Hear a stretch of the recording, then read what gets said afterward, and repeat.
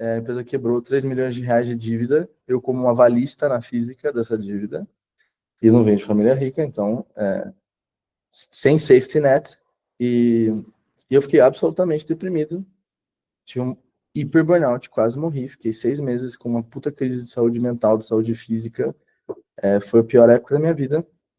E aí, eventualmente, você bate no fundo do poço e fala, cara, vamos ver o que a gente faz com isso, né? Então, eu decidi não morrer. Essa foi uma das minhas primeiras decisões. A segunda foi resolver a situação. E a terceira foi transformar aquilo em algo útil. Então,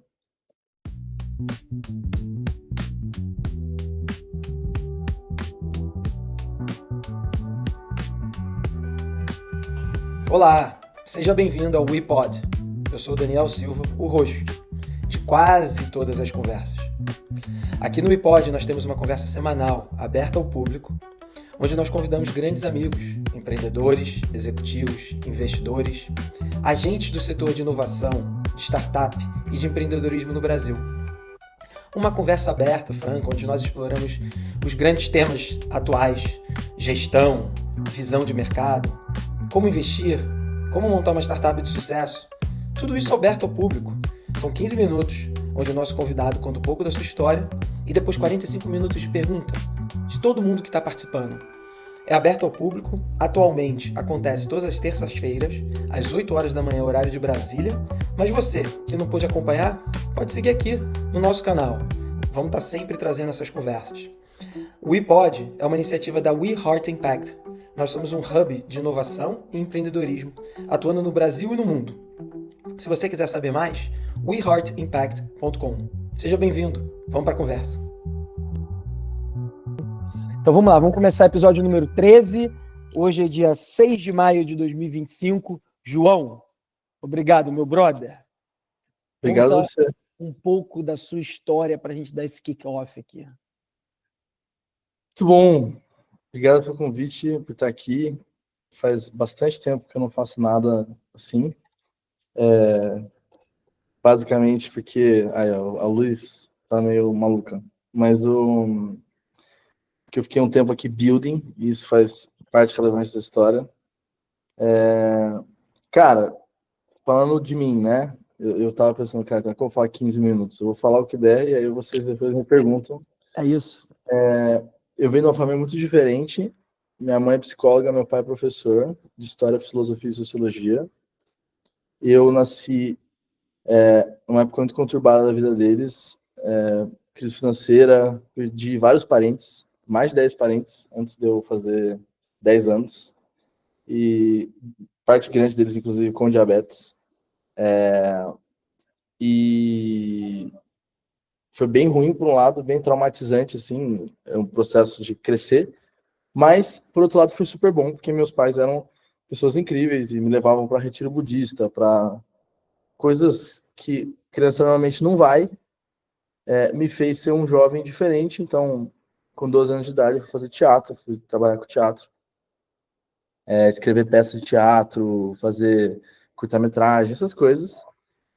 E eu acho que isso foi muito relevante para minha vida, porque foi onde me ensinou a ter ética de trabalho, assim, basicamente, porque se você é um ator de teatro, você falta num ensaio, você chega atrasado, tem 15 pessoas que ficam te esperando, porque todo mundo é codependente, né? E era uma coisa muito, muito ensaio, né? Então foi um momento que eu comecei a me interessar por uma coisa e me ver desenvolvendo uma habilidade, enfim, alguma coisa diferente. Não queria fazer faculdade, porque não fazia sentido fazer faculdade como ator. E aí fui começar uma carreira de teatro. E aos 16 anos estava indo para São Paulo, certo que eu ia fazer isso da vida, até que eu me toquei que todo mundo no teatro lá não ganhava dinheiro, não tinha vidas que eu queria viver. E eu falei, cara, furada, vou meter o pé. E aí, com 16 anos, é até engraçado, porque eu tava falando agora de manhã, eu vou vou desligar isso aqui, porque senão vai ficar piscando. Eu tava falando agora de manhã com uma pessoa que me conhece há 8 anos, porque 9 anos, sabe? Porque eu comecei a trabalhar com 16 e eu entrei no marketing digital. E aí, na época, era 2016, o Érico Rocha estava começando no Brasil, assim, já tinha começado antes, mas estava começando a expandir mesmo, assim, eventos maiores, as pessoas indo. Minha mãe era psicóloga, ela queria se vender na internet. Essa era a grande dificuldade da vida dela, escala. E aí deu super certo. Então, até onde eu sei, eu fui o copywriter mais novo a fazer todos os faturamentos lá que a galera gosta de falar, os números de faturamento, 100 mil reais em uma hora, 1 milhão de reais em um dia, essas coisas assim, né? E aí eu ia nos palcos lá pegar os prêmios, participava dos eventos. Uma coisa meio esquisita, né? Um rapaz de 16, 17 anos pegando prêmio, fazendo resultado. Então isso meio que lançou uma carreira. Não fiz faculdade, não fiz nada. Eu já estava para esse caminho. Com os 18 anos fui trabalhar na Empíricos, que na época era uma empresa super conhecida do mercado, especialmente em copywriting. Eu queria aprender com aqueles caras. Fiquei lá 1 ano. E eu tinha um deal na Empíricos com o Beto Altenhofen, que era meu chefe na época. Eu nunca tive carteira assinada também. Então, ele falou, fica aí, faz teus rolês, só não trabalha com outra coisa de investimento, mas pode fazer o que você quiser. Então eu fazia muito freela, fazia coisa, e aí fui expandindo minha carreira nesse sentido, até que com 19 anos eu saí da Empíricos, eu estava fazendo mais consultoria. Eu conheço o Rony Meisler da Reserva, que na época não tinha Arezzo, não tinha nada. Era o Rony, dono e fundador da marca. Ele falou, cara, você só sabe ganhar dinheiro, você não sabe fazer negócio. Você deveria vir trabalhar comigo. Aí eu falei, cara, nem fudendo, não quero. Tô bem, tô ganhando dinheiro, tô fazendo minhas coisas. Mas, puta, um cara super persuasivo, super inteligente, super, né? Ele, não, você tem que vir, você tem que vir, você tem que vir. Tomou café da manhã com meu pai no Rio, fez um monte de coisa. Eu nem morava com meu pai, mas ele fez os moves ali para me mostrar o valor que eu tava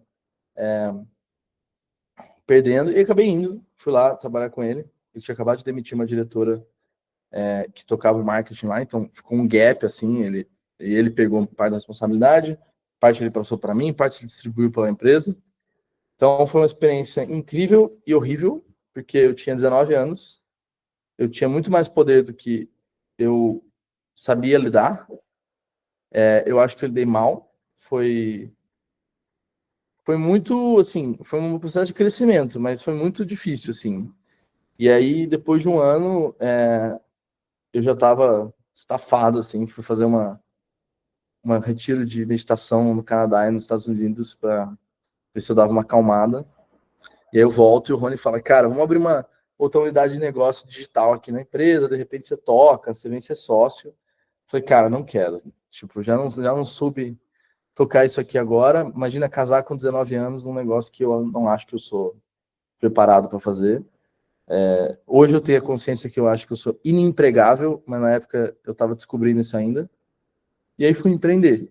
Abri uma empresa de consultoria, Growth Marketing Branding, para startups. Passamos em 60 empresas, geramos 1 bilhão de faturamento ao longo de 1 ano e meio, assim, mais ou menos. E cara, eu falo que foi o MBA mais caro da história, porque eu ganhei muito dinheiro, eu tinha 21 anos e eu fiz todas as cagadas que eu poderia fazer. Eu contratei errado, eu trouxe sócio errado, eu deixei a empresa se alavancar, eu comprei outras participações em empresas, contrato tudo errado, eu tentei levantar um fundo, tudo que vocês imaginarem.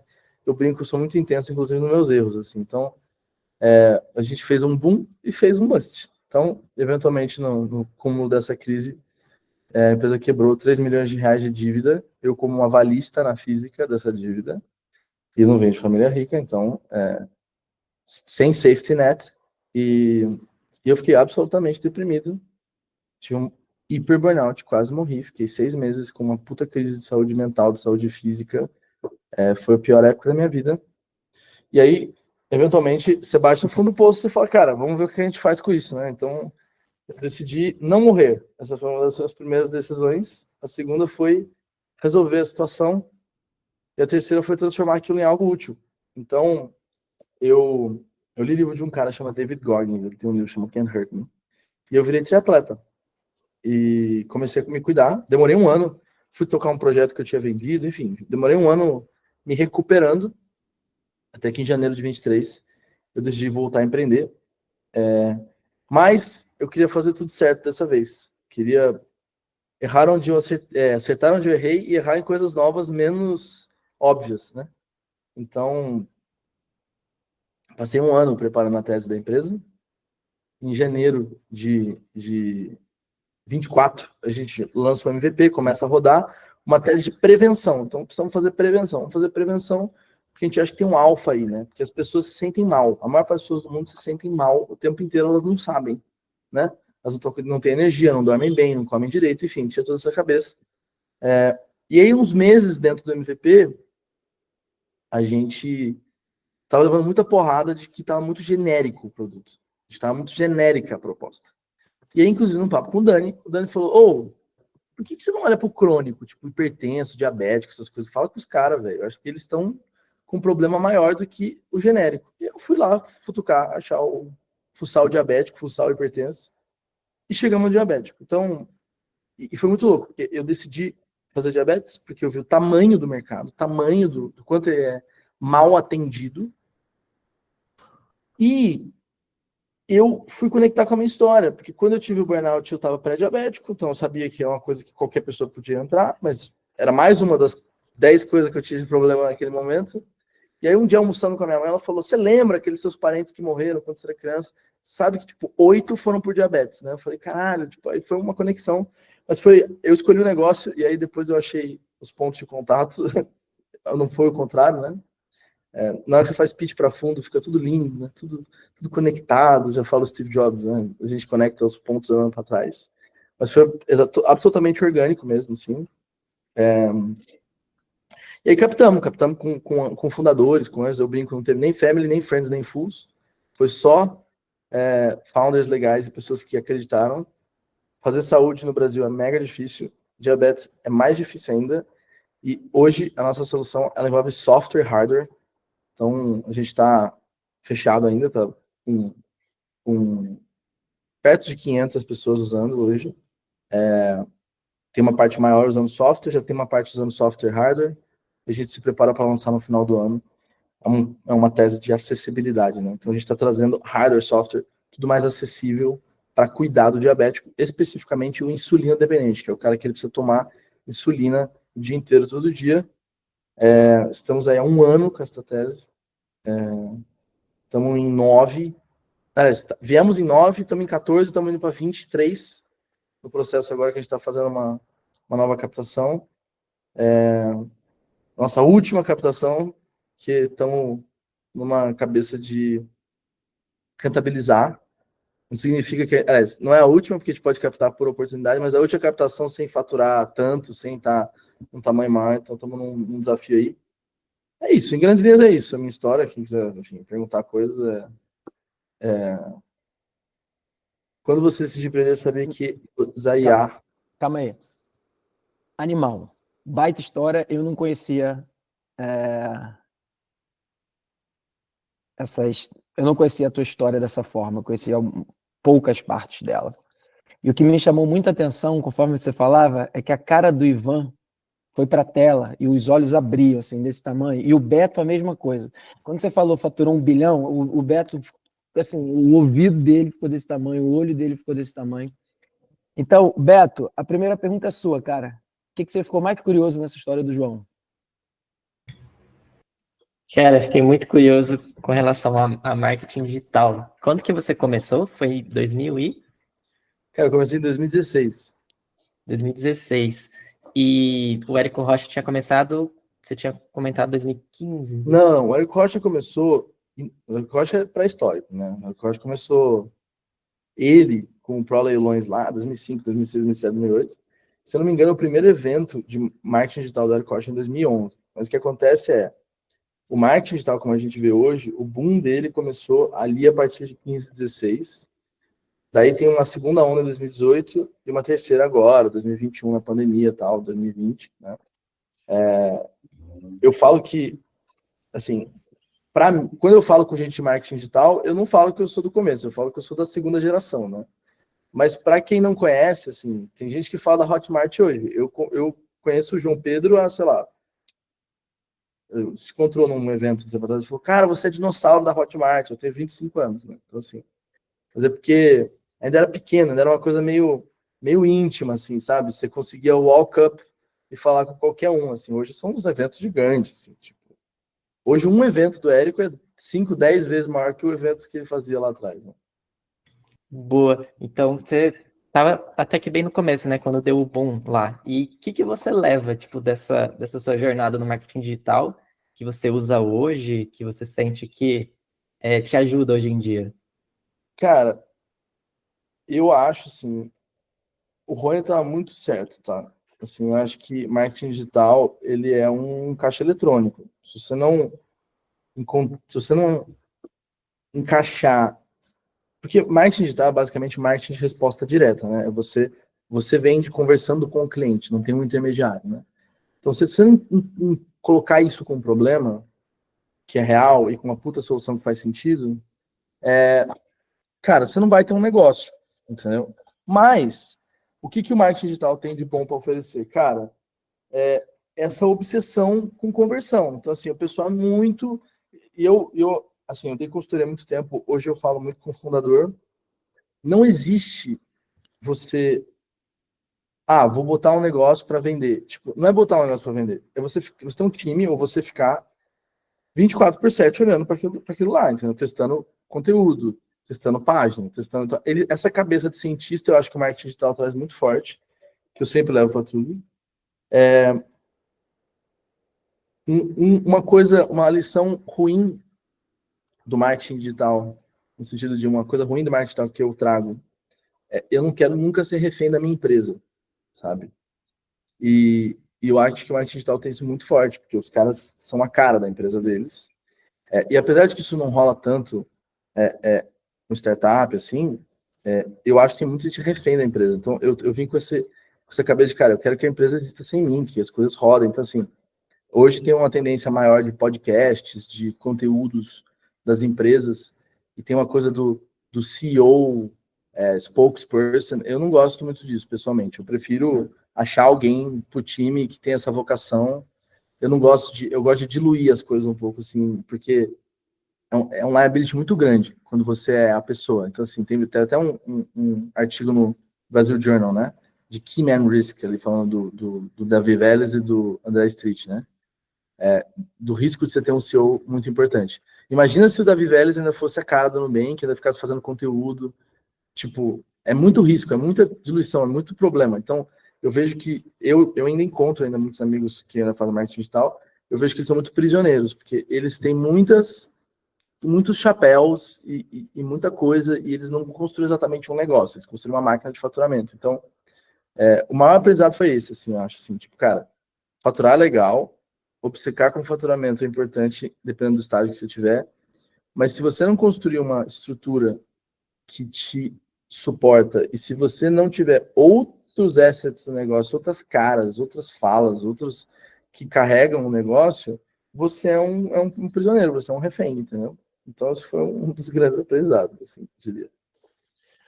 O João, alguma empresa recente te chama atenção pelo o go-to-market, assim, cara, puta, baita playbook bem feito. Você tem algum benchmark, assim, recente? Cara, recente é difícil. É difícil não falar do Nubank, tá? O Nubank, para mim, é um dos playbooks de go-to-market mais legais. De go-to-market, tá? Não depois, assim, tipo, contratar a Anitta, mas, assim, a coisa do tipo, pô, referral. Porque, assim, nenhum marketing conserta produto, entendeu? Nenhum marketing conserta produto. Então, o marketing, ele é uma extensão do produto. Então, você tem que pensar no produto já pensando nisso. Então, assim, a nossa marca hoje na Sync é terrível. Não é uma marca para go-to-market. A gente está refazendo a marca. Vai sair um puta de um rebranding. A gente está pensando em cada parte, entendeu? O nome, as cores, tudo que você faz, tudo é comunicação. Então, a página é comunicação. Tem a palavra A e não a B é comunicação. Então, quando você constrói isso com muita intencionalidade, você consegue embedar isso no produto, entendeu? E é isso que eu acho que faz sentido. Então, quando você olha os grandes cases de go-to-market, quais são os grandes cases de go-to-market? Dropbox, Nubank, o próprio PayPal fez um trabalho muito foda Então, eu diria que esse é o primeiro ponto. Então, assim, você embedar no produto e você... O marketing é o PLG, né? O Product Led Growth, né? Você fazer um produto que naturalmente gera o go-to-market, gera a expansão. Segundo ponto é usar canais que já existem, né? Então, eu tava com um colega ontem, que ele tá num nicho super competitivo, e o grande diferencial dele em go-to-market é ele tem parcerias, ele faz coisas com canais que já existem. Então, ele não precisa ficar construindo. Os outros caras estão construindo, ele já está surfando. Então, isso eu gosto bastante também. E o terceiro que eu acho que é fazer ofertas. Isso também é do marketing digital. Ofertas irresistíveis, né? A nossa oferta na Sync, que vai sair no mercado, ela não é um pouco melhor. Ela não é nem muito melhor. Ela é uma ordem de magnitude melhor do que o que já existe. Então, assim, no marketing digital, a gente fazia questão de fazer ofertas, e eu construí ofertas, que a pessoa tinha que olhar e falar, cara, é no-brainer, não faz sentido nenhum. Se eu tenho esse problema, e se eu busco esse tipo de solução, eu vou comprar. Então, eu acho que as pessoas gastam muito pouco tempo crafting essas coisas. Então, porque, por exemplo, se você quer ser intencional na sua marca, falar essas coisas, tem que pensar desde o começo. Se você quer fazer um produto que é distribuído em canais que já existem para fazer parceria, não necessariamente qualquer produto consegue fazer isso. Você tem que pensar isso na construção do produto. E se você quer fazer uma oferta irresistível, você tem que pensar desde o começo. Então, o que eu acho que é o maior erro é pensar no go-to-market depois. Você constrói o produto pensando no go-to-market. Você constrói o produto, o pricing, a oferta, tudo pensando no growth, né? Eu acho que isso é uma coisa que a gente está fazendo muito. Então, por exemplo, uma coisa que é diferente nossa. Eu estava fazendo uma reunião ontem com a turma falando de CRM. A gente vai ser uma empresa que não tem CRM. Por quê? Porque eu fui head de marketing e eu fui consultor de um monte de startup grande. CRM é um problema. CRM não entrega. Você tem que achar um cara que é bom daquele CRM. Aí você troca de CRM. Cara, se você pensa desde o começo, o seu time de tech pode codar com e conectar com o Retool da vida, com o Resend, com qualquer coisa, e construir um sistema interno muito mais escalável, muito mais reliable, e que não vai escalar um preço que você vai ser refém do HubSpot, você vai ser refém do Salesforce, entendeu? Então, assim, isso para mim, eu tava até brincando com a turma, tipo, ser de marketing me faz ser o cara menos de marketing da vida. Meu gato tá me atacando aqui em volta, tá? Se aparecer um rabo, uma coisa, é ele aqui, ó. Então, eu acho assim, o bom marketing, ele é intencional e ele é pensado desde o primeiro dia do negócio. Eu não acho que ele é diferente do produto, acho que eles andam juntos. E ele é pensado para escala, cara. Eu acho que é muito normal as pessoas fazerem um negócio. E aí, como é que isso briga com o do thing that don't scale, né? Do Y Combinator? Tipo, cara, eu acho que você pode fazer things that don't scale, mas quando você está pensando em growth, em sistema, você tem que fazer um sistema escalável. Então, porque depois, aí você tem que trocar, aí é um problema, aí é um custo. E eu vi isso tantas vezes em empresas maiores, mas tantas vezes. O cara vira refém da ferramenta, vira refém do time, vira refém de tudo, tudo. Aí você passa a fazer reunião para discutir como é que você faz a empresa entender o que precisa ser feito. Para mim, isso é a coisa mais louca do mundo. A gente deveria estar falando do que precisa ser feito, não de como é que a gente convence, não é como é que a gente fica mexendo no Titanic, entendeu?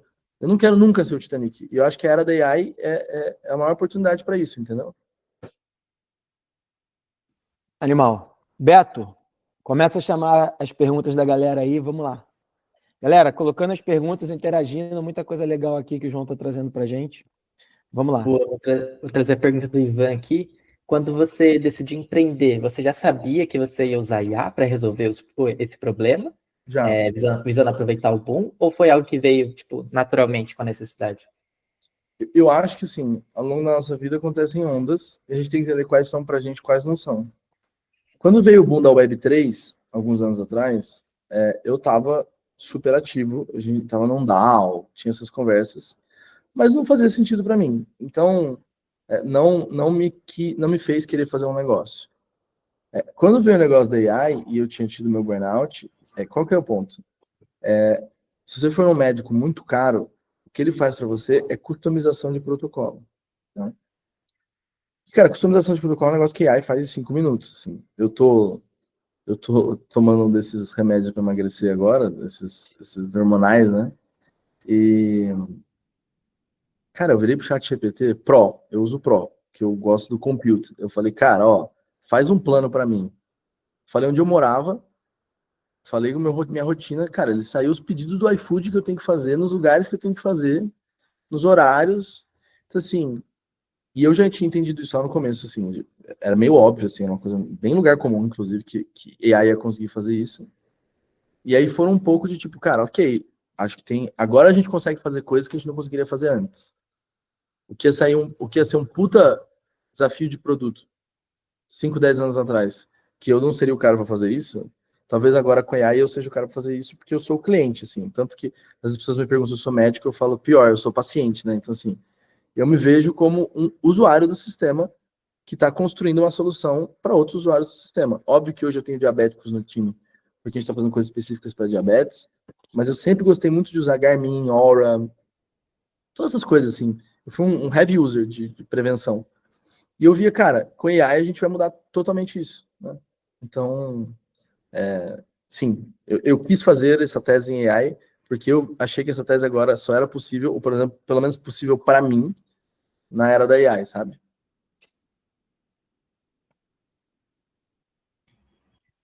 Perfeito.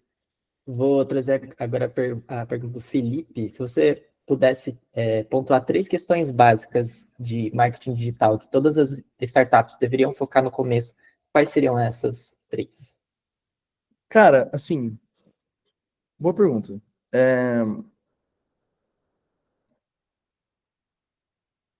Oferta, narrativa, né? E, e estratégia. E aí eu entro no detalhe. Então, assim, o que são as três coisas que o marketing digital faz que ninguém quer, que o povo da startup não sabe fazer? Oferta é como é que você faz uma oferta que gera, por exemplo, urgência. Então, toda oferta de marketing digital tem alguma urgência, tem algum bônus, tem alguma coisa. Então, eles são muito bons de fazer oferta. Segundo, eles transformam em narrativas. Então, assim, eu estava conversando com o ChatGPT recentemente sobre os meus gaps, sobre, pedindo feedbacks para ele e tendo conversas. E eu estava falando com ele sobre essas coisas, sobre eu faço tudo no ChatGPT, né? Documento, tá? Então ele realmente consegue me dar umas porradas. E ele falou, cara, você usa muito pouco a narrativa de impacto e é, de posicionamento de vocês e tal. E aí eu fui dar uma olhada assim no mercado e, cara, você pega um Adam Newman da vida, o Adam Newman, ele é um marqueteiro digital nas startups. Então, assim, cara, você vê o cara falando do WeWork agora do Flow, cara, é tipo, ele não tá fazendo uma startup de real estate com uma plataforma de tecnologia. Ele tá mudando o mundo, entendeu? Então você vai qualquer cara de marketing digital, eles criam um movimento, entendeu? Eles criam, tipo, it means something comprar deles, sabe? A gente ama a Apple, a gente ama o Steve Jobs, porque é isso, porque eles vestiram uma bandeira, não é um computador, é tipo. E você vê o filme do Jobs, né? Aquele Steve Jobs com o Michael Fassbender. Os caras falam, cara, é só um computador, cara. O mundo não vai morrer se você comprar uma IBM. Aí eles, sim, se vocês comprarem da IBM, o mundo vai acabar. Entendeu? Tipo, aí você vê o cara naquilo. Então, assim, acho que startup faz muito pouco narrativa. E assim, eu sei que é difícil, você está fazendo um B2B SaaS fintech, você tentar colocar isso com uma narrativa, mas, cara, esse é o trabalho que você tem que fazer, né? E estratégia, os caras de marketing digital, eles pensam nas estratégias de aquisição de outra cabeça, assim, sabe? Tipo, eles estudam isso pra caralho, eles estão toda hora vendo o que tá funcionando. Então, eu ouço pouquíssimas conversas sobre aquisição de cliente em rodas de startup. Tipo, que está funcionando? Tipo, qual é a tática que está funcionando para você? Qual, tipo, então assim, e coisas isso, de canais que já existem, influencers, parcerias com outras empresas, coisas assim, de verdade, tipo, eu acredito, de novo, minha visão, que um CEO de uma empresa early stage ganha muito mais gastando, sei lá, 6 meses para fechar uma parceria com um canal que pode distribuir ele pra caramba, do que em várias outras coisas, incluindo fundraising, às vezes. Às vezes você fecha uma parceria dessa, você não precisa fundraising, entendeu? Então, pode ser muito relevante isso. Então, acho que são esses os grandes pontos, assim, que eu diria que o marketing digital tem para ensinar, assim, para as startups. E pensar desde o começo, cara. Essa coisa, cara, essas coisas eu não consigo frisar mais, assim. você gastar um tempo desproporcional transformando a sua empresa numa marca, num movimento, construindo uma oferta irresistível e tendo canais já montados para go-to-market, faz uma diferença, assim, bizarra, tá? Bizarra, sabe? E é muito louco, porque às vezes eu vejo o cara pegou um monte de dinheiro, assim, porque pra gente é impossível, assim, tipo, startup de saúde, hardware, tipo, não é fácil pegar dinheiro, assim. Eu brinco que eu cansei todos os nossos investidores, por isso que eles botaram dinheiro.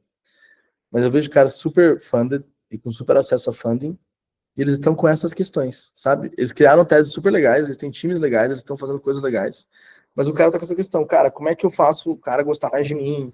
Como é que eu faço o cliente me priorizar? Como é que eu me distribuo? Cara, é esse tipo de coisa. Você tem que gastar tempo, você tem que estudar, tem que fazer pesquisa. Porque tudo isso vem da pesquisa. Quando eu fazia uma copy, cara, eu já fiz lançamento que a gente fez, cara, 100 mil vendas, 150 mil vendas. Então assim, eu lia, às vezes, 20 mil respostas de pesquisa, então, para construir uma narrativa, porque tem que vir da boca do cara. Tem que vir da experiência do cara. Para fazer essa empresa que a gente está hoje, a gente falou com 3 mil diabéticos. 3 mil. Eu sei dado, eu sei que empresas que já tentaram atacar o nosso espaço, que falaram com 10 diabéticos. A gente falou com 3 mil. Então, você começa a ver padrões, entendeu? Então, pesquisa, profundidade, sabe? Eu acho que, como o marketing está meio viciado em venda e conversão, eles dão uma psicada no cliente, assim, eles ficam ali, tipo, ouvindo o cara, lendo as coisas do cara. E eu acho que é muito fácil as startups ficarem em si mesmadas, né? Enfiadas, assim, numa toquinha ali, fazendo produto. E eu acho que isso é um grande aprendizado. Acho que produto já tem uma coisa de research mais estruturada, mas como um todo, assim, sabe? Tipo, tá sempre falando com o cliente, tá sempre entendendo e pescando coisa de conversão e pescando coisa de produto. Acho que isso faz muita diferença, cara, mesmo. E até sobre esse go-to-market de vocês estão focando mais no médico, em o médico indicar o produto, ou vocês vão direto lá no diabético? Cara, eu não vou ter super detalhes, porque nosso go-to-market ainda será visto, mas assim, a gente está focando em tudo.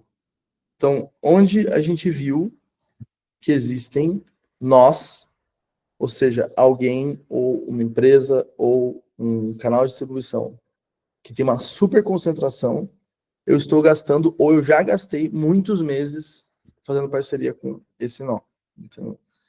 Então, onde tem, ou pode ser o médico, como pode ser o corretor, se você tiver um outro nicho. Sempre tem, às vezes, grandes nichos, grandes pockets de pessoas que influenciam os decisores, né? Seja um B2B2C, tem vários caminhos que você pode fazer. E sempre tem Pareto, cara. Sempre tem 20% dos caras que tem 80% da concentração. E eu te conto uma coisa, normalmente esses caras querem oferecer mais coisa. Esses caras têm interesse em se aliar com uma boa proposta, com um bom produto. Então, a gente gastou tempo fazendo isso, e assim, quando você chega,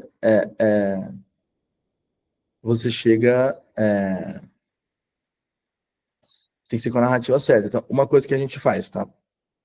Então, normalmente, antes de eu abrir um canal novo, ou um stakeholder novo, eu vou encontrar um promotor, um cara que eu falo, esse cara, então, por exemplo, eu tô entrando no meio médico.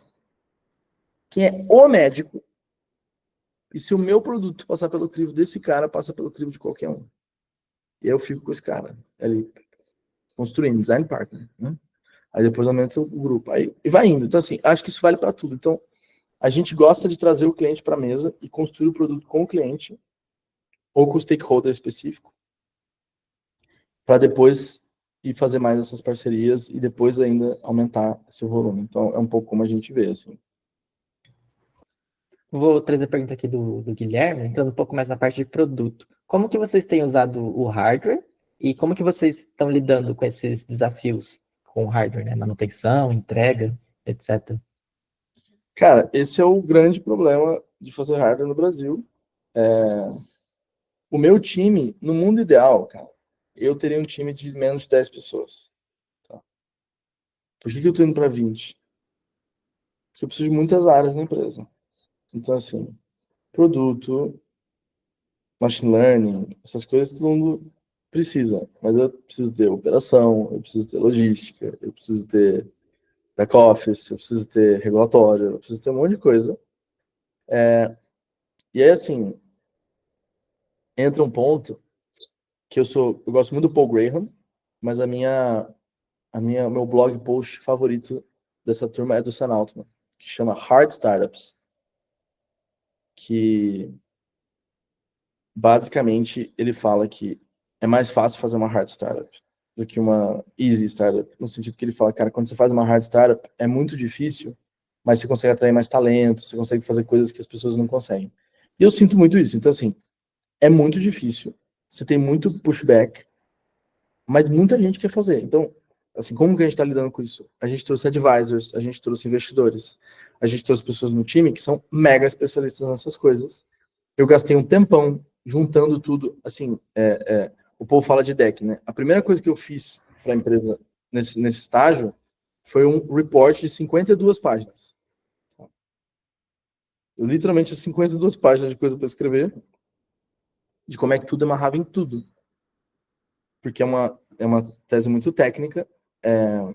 De novo, tem produto, tem machine learning, tem saúde, tem importação, tem regulatório. Então, e eu trouxe parceiros, eu tenho empresas parceiras. Então, assim, é uma grande criação de consenso. Então, por 6 meses, a minha vida foi só tomar café, almoçar e jantar com pessoas. Só. Que era assim, conversa, conversa, conversa, conversa, conversa. Ah, com um monte de gente, no começo sim, mas depois muitas conversas com as mesmas pessoas que viraram os nossos parceiros, que viraram as pessoas do meu time, que viraram. Então, assim, eu brinco, hoje a gente tem nerd onde precisa ter nerd, cabelo branco onde precisa ter cabelo branco. Então, é difícil, você precisa construir uma lógica e depois você precisa encaixar pessoas. Eu tenho um gráfico, inclusive, que eu mostro o time, e aí as áreas, os advisors, as pessoas em volta em cada área. Mas é um moat, né? A gente adora falar de moat, de defensabilidade, né? Ver uma baita defesa. Então, e é um jeito de defender sendo pequeno, né? Porque mesmo que outra pessoa queira executar, tem um tempo para ela conseguir botar uma coisa dessa no ar, entendeu? Então, na minha vida, eu acho que isso foi um grande fator X, assim. Eu sempre gostei de achar gaps, porque para mim essa é a coisa mais linda. A pessoa fala que é difícil, para mim é música, porque significa que com trabalho duro, com gente boa e aprendendo bastante, a gente consegue fazer. E outras pessoas vão estar desestimuladas. Então, eu me vejo como uma pessoa que não teve muitas oportunidades em certa parte, muitas em outras, né, intelectual, espiritual, familiar, mas de trabalho. Então, toda a minha vida foi construída nisso, em achar um gap, achar uma coisa que ninguém queria fazer e falar, eu vou fazer. Então, esse é meio o espírito que a gente tem na Sync. Então, assim, e com o time também, cara. Não existe impossível, não existe difícil, não existe. É só questão da gente não saber ainda uma coisa que a gente não sabe, não ter alguém que a gente não tem ainda, mas a gente faz. Então esse é o espírito. Faz sentido. Eu vou trazer a pergunta aqui do Thiago. Ele está perguntando, né, se você, pelo que você falou, né, que você é crítico ao modelo de crescimento liderado por fundadores e dá mais preferência pelo modelo liderado por produto. É isso? Sim, sou. E se isso estiver certo, né? O que você pensa sobre esses fundos de venture capital que tomam a decisão de investir com base quase exclusivamente nos fundadores, né? De onde eles vieram, onde eles trabalharam, mesmo que o produto ainda não esteja validado ou forte?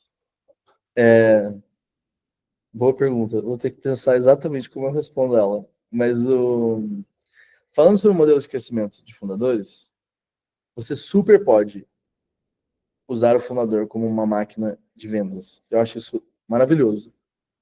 Mas isso tem que ser um boost na minha cabeça. Não pode ser o sine qua non da startup. Não. Então, assim, o fundador tem que ser um mal necessário por um tempo. Então, e idealmente, e de novo, minha visão, né? Se me deram o microfone, eu tô falando o que eu penso, assim. O meu trabalho, eu estava pensando nesses dias, o meu trabalho é ser inútil. E isso é tão interessante porque a startup cresce muito rápido.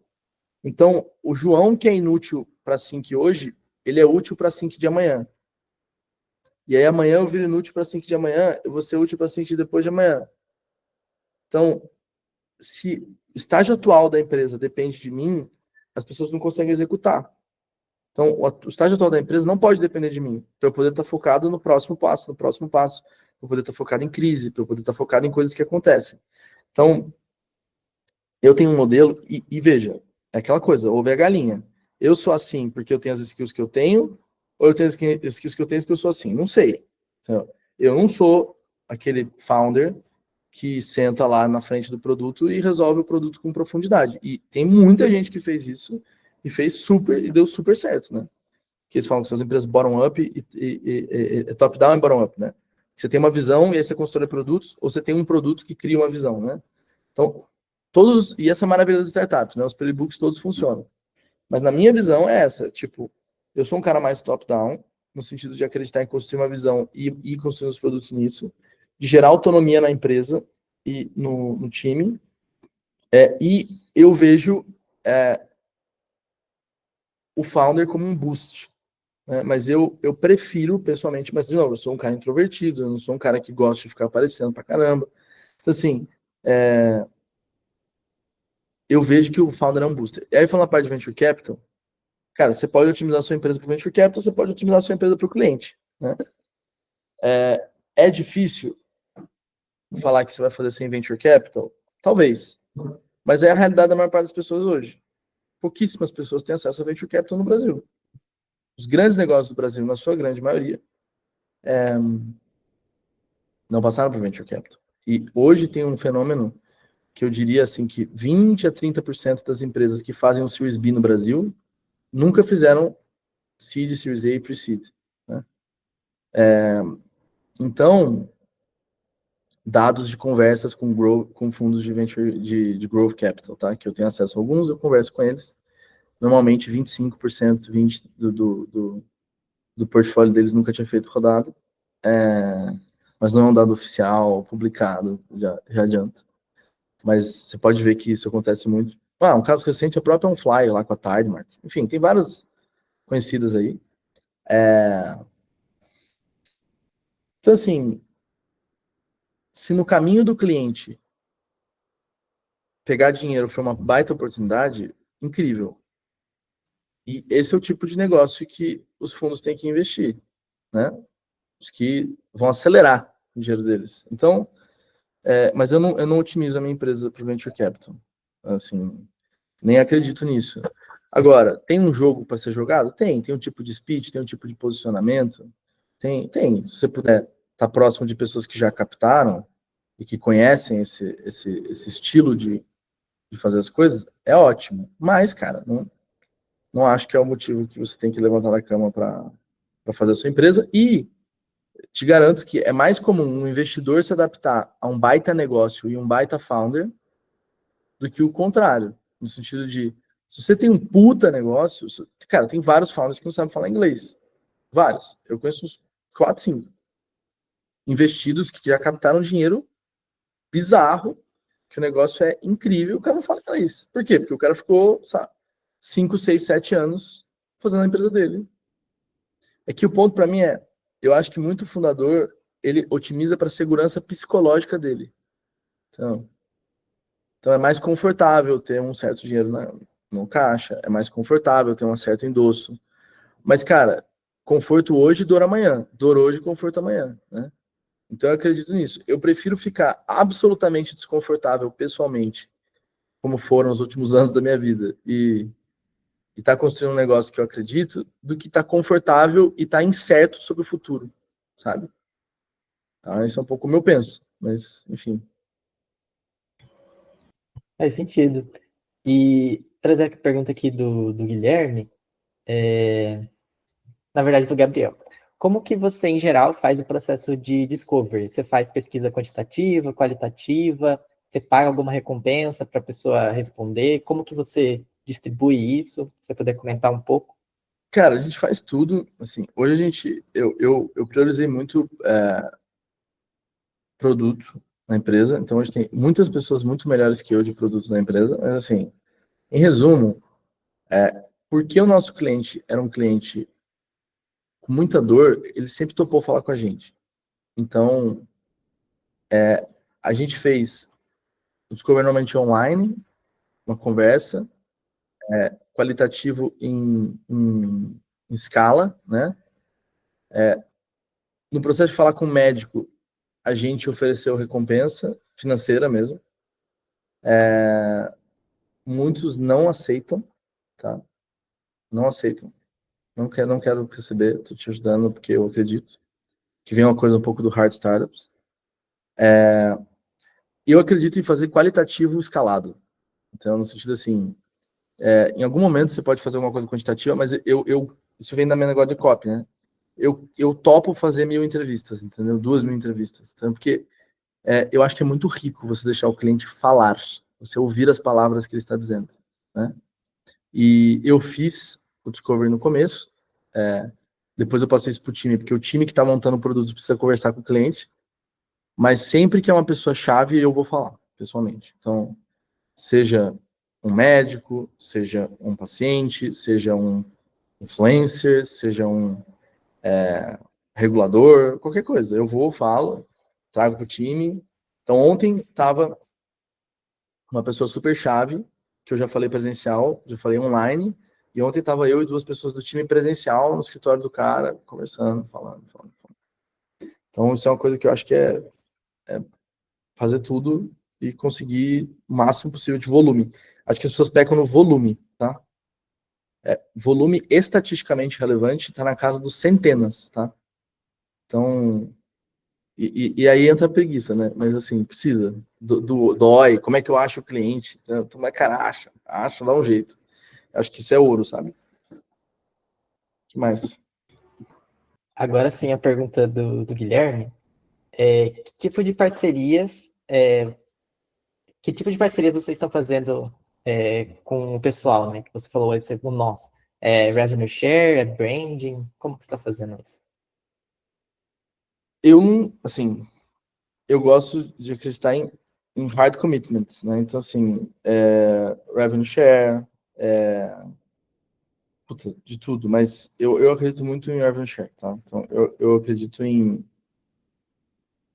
realmente em ser essencial. Onde a gente está, a gente quer ser essencial. Então eu quero ser essencial para o meu parceiro, como eu quero ser essencial para o meu cliente. Uma das coisas que eu penso muito, e de novo, esse negócio de cansar as pessoas, né? E gerar, de fato, consenso. Quando eu fecho um parceiro para a empresa, ou um investidor, ou um advisor, ou uma pessoa que eu quero que trabalhe para a gente, depois que eu fechei essa pessoa, eu gasto tempo com ela. Você tem que fazer um onboarding do parceiro, você tem que fazer um onboarding do investidor, você tem que fazer um onboarding do... Se eu quero que essa pessoa trabalhe para a gente, eu preciso gastar tempo com essa pessoa, eu preciso alinhar ela, eu preciso... Então, além do incentivo financeiro, eu quero que ela me veja como um recurso para o sucesso dela, seja ele qual for. Então, por exemplo, semana que vem, na segunda-feira de manhã, a gente vai estar com investidores, advisors, amigos, stakeholders num evento de uma manhã, porque nesse processo aqui de fazer captação, todas essas coisas, eu me toquei que os nossos investidores não estão super entendidos dos detalhes do que a gente está fazendo. E para mim não é legal, porque todos eles ajudam a gente, todos eles são relevantes, eu quero que eles estejam alinhados. Então, estou botando eles numa sala, que nem eu faria com o meu time, entendeu? Tipo, para mim não existe time, não time. Tipo, todo mundo que está no negócio é, de certa forma, parte do nosso time. Então, assim, investidor, tal, essa turma, cara, eu quero todo mundo alinhado. E com parceiro, acho que é especialmente importante. O nosso parceiro mais importante, a gente fez o rollout agora de fazer coisa com eles mês passado. Eu devo ter ido umas 30 vezes, presencialmente. Tipo, em 6 meses. E quem me levou foi um cara que é sócio deles, é super próximo. O cara foi comigo também metade dessas vezes, ou 2/3 dessas vezes, pelo menos. Meu time foi lá, eu fui lá. Tipo, cara, toda hora, falo toda hora, chamo para as nossas coisas, tomo café da manhã, almoça, janta, conhece a minha namorada, conhece a mulher da pessoa, entendeu? Tipo, ex-namorada, conhece a mulher da pessoa, essas coisas, entendeu? Então, se eu quero que você trabalhe para mim full time, cara, você me ajude, você me promova, você tem que saber quem eu sou, então você tem que saber o que a gente está fazendo, sabe? Então eu tenho essa cabeça, assim. Não sei porque é muito difícil fazer o que a gente faz, mas a gente sempre teve essa cabeça. Sim. E trazer a pergunta aqui do Thiago e juntar com mais duas perguntas que o pessoal tinha feito. Por que você escolheu empreender aqui no Brasil? E Health Tech aparentemente é um desafio extra aqui no Brasil, né? E além desse desafio com hardware, como que é a regulação com IA aqui no Brasil? Tem algum empecilho assim para empreender com IA? O regulatório mais chato, e acho que o Solano vai poder falar muito melhor disso do que o regulatório dado. O regulatório do hardware é mais chato do que o do software, pra gente. Tá? E, de novo, a gente trouxe um monte de advisor que sabe fazer, e estamos fazendo. Regulatório, assim, o mercado brasileiro tem medo do regulatório, né? Assim, cara, regulatório é mais uma parte do negócio. É chato, mas faz parte. Assim. A gente fala tanto de fintech é super regulada. Você tem que seguir um monte de coisas, tem que ter compliance, bacinha, sabe o que. Então, assim, faz parte. Se você quer ganhar dinheiro numa área que é relevante, você vai ter regulatório. Então, parte do regulatório, eu gastei muito tempo em regulatório, tá? Trazendo pessoas e fazendo coisas. Mas o que eu tô dizendo regulatório faz parte e você deve conseguir resolver isso. Tem muitas pessoas no mercado que entendem isso.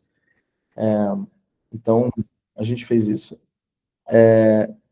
E aí, entrando na parte do... Por que eu escolhi empreender no Brasil? Por que eu escolhi empreender em saúde? Eu não acho que eu escolhi empreender com isso. Acho que isso me escolheu, em certa medida. Eu acho que eu sou o maior investidor da minha empresa, porque eu estou investindo o tempo da minha vida, a minha credibilidade, o meu... Tudo. Todas as minhas fichas estão nessa empresa. Então, eu queria trabalhar numa coisa que fizesse sentido, que gerasse impacto. O melhor lugar para fazer minha tese é aqui. Então, assim, tudo tem trade-off, entendeu? Então, assim, eu tenho um monte de benefícios para fazer aqui do que eu faria nos Estados Unidos. Eu ia fazer nos Estados Unidos, eu fiz call com um cara lá que é muito foda de diabetes. O cara me detonou, ele me destruiu. Ele passou 1 hora me explicando tudo que eu não sabia e o quanto que eu era uma pessoa iniciante. E aí, o takeaway que eu saí da call com o cara, eu falei, cara, é verdade, tem muitos moving parts e eu sou ninguém nos Estados Unidos ainda. Pô, e no Brasil? Aí eu fui ver e no Brasil é bem melhor fazer a tese aqui, inclusive. Nosso sistema de saúde é melhor do que o americano, em várias coisas. Então, você tem que fazer algum trade-off, né? E, para mim, o Brasil fazia sentido. Mas eu gosto mais que o cliente e que a minha vontade de acordar da cama e guie a tese, né? No sentido do que...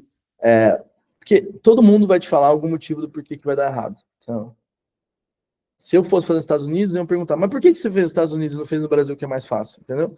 Então, assim, dá para fazer qualquer ângulo disso. E eu realmente não assim, eu tenho um mentor que é o Roger da Cavac. Ele é nosso advisor. Eu falo que ele me faz um founder melhor. E ele fala muito isso assim, João, toma a decisão certa pelo motivo certo. Sabe? Então, o motivo certo para tomar uma decisão é porque o cliente faz sentido, porque faz sentido para você, não porque alguém não vai te validar, não porque alguém vai te dar porrada, sabe? Tipo, isso não é um bom motivo para tomar uma decisão. Muito menos uma decisão tão grande, né? O que o Dani perguntou? Eu responder antes da gente acabar. Vou até pedir para ele abrir o microfone e fazer essa última pergunta. Boa. João, obrigado, mas ainda não estamos no fechamento. Eu vou trazer aqui minha última pergunta. Como você se relaciona com os seus advisors e quais são as suas dicas para você otimizar essa relação para que tenha o maior impacto no seu negócio e também no seu desenvolvimento como líder, como você acabou de trazer a sua relação com o Roger? Acho legal, sou advisor de vários, tive diversos advisors na minha vida, gosto muito dessa relação humana de troca, de compartilhar conhecimento, de ter uma perspectiva diferente, de ter uma provocação. A melhor pergunta que eu já tive de um mentorado meu foi, entramos no call, que era um call semanal, e ele ficou em silêncio, assim, 10, 15 segundos, me olhando, e ele falou, Dan, what's my blind spot? Tá? Então, cara, como eu sei que você tem acesso a muita gente super qualificada, você falou aqui diversas vezes ao longo desse nosso bate-papo, né, o quanto os seus advisors, investidores são relevantes para você e para o negócio, eu queria entender como é que você otimiza essa relação. Acho que são 3 grandes coisas.